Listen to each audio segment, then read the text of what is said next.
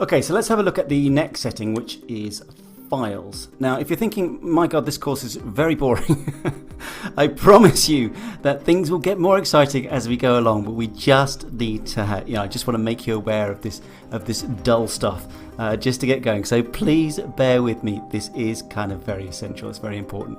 So anyway, here we are on files. This is easy. It's basically just an area where you are going to store all of your images and all of your videos and any other documents you might upload or have during the course of your store. You're going to find it all here if you're looking for it in the future. And of course you can upload stuff. So let me just upload something quickly, show you how that would look.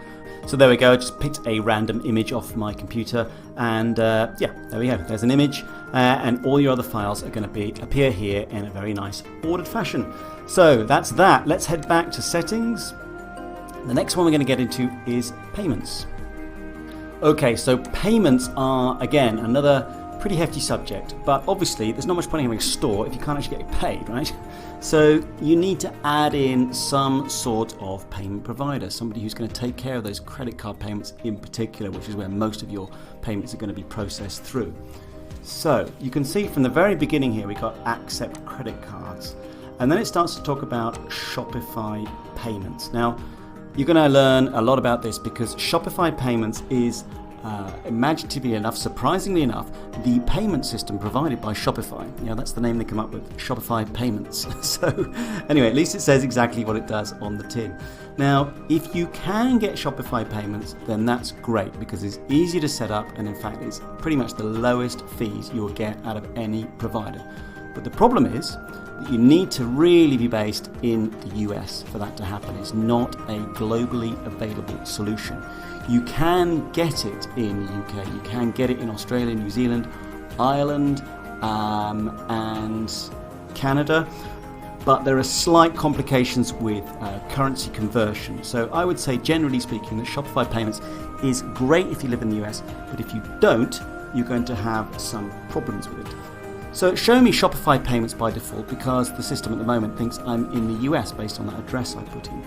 But if I didn't want to have that, I could change it here just by clicking on Add a Provider. Shopify payments recommended, which again, I repeat, this is the lowest fees you're going to get. But you can take your third-party credit card providers, and there are absolutely loads of them. So here we have loads of them available in the United States, other, etc. And this list is extensive, and what you have to do with every single one of these, or whichever one you want, you're going to have to basically go to them and apply for an account and then come back here and integrate it into Shopify. Now, depending on where you live and your current situation and your credit rating and all kinds of stuff, what you're selling, you may find it easy to get set up with an external payment provider. You may find it difficult, and all the way in between. I get so many questions in my Facebook group and throughout my courses on payment providers, with people saying, I'm based in Egypt, what can I do? All I can do is help them out a bit, but I'm not actually based there. Don't have that direct experience. So everyone has a slightly different situation. Now, to the rescue is PayPal, and I would certainly encourage you, if you've not got Shopify payments as an option, or you don't want to look in that massive list, to go for PayPal. It's the fees are high by comparison, but it's a simple system, and it's available through most countries in the world. So again, you're going to have to go to PayPal, apply for an account. Sometimes you can apply for a personal account in the beginning, it makes things a little bit easier, and then convert up to a business account later on. That's up to you. But PayPal is a great solution if you don't want to go for Shopify payments because it's not available, or those other ones in that list. Now, another great solution is Stripe, and the reason why that's not showing here is because Shopify payments is based on Stripe, and it's defaulting to Shopify payments for me. But if I was based outside of the US, Canada, so let's say, for example, you are sitting in Mexico. Don't quote me on this, but let's just say you're sitting in Mexico, you're looking at this, you might see Stripe popping up, or you might see Stripe just popping up wherever you're sitting, right? That is another great solution. In fact, I prefer that over PayPal if you can get it. I find it simpler, the fees are slightly lower, I find it easier to integrate. So again, you need to go over to Stripe and go through that whole process of applying for an account. It's actually relatively straightforward, and then come back here and integrate it into your Shopify store. So as we scroll down a little bit, we do have some other payment methods. We're going to got an Amazon Pay, which I really don't think is relevant, particularly in the beginning of anybody setting up their store. We got additional payment methods, things like BitPay and GoCoin and all this stuff. Frankly, it's a distraction, certainly at this stage. Then you've got, at the end of the day, manual payments, the ability to take things like bank deposit or cash on delivery or a money order.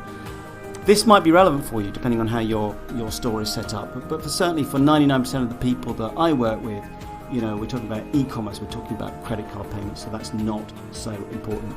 And then at the end, you've basically got a choice between your automatic or your manual payment authorization. So I hope that gives you a bit of a helicopter view, gives you an idea of what is involved with payments. And really, I think the takeaway here is that the onus is on you. You need to basically go and see what's available in your country. You need to apply for the appropriate account in your country and then come back and integrate it here into Shopify. And then you'll be able to start taking payments on your store.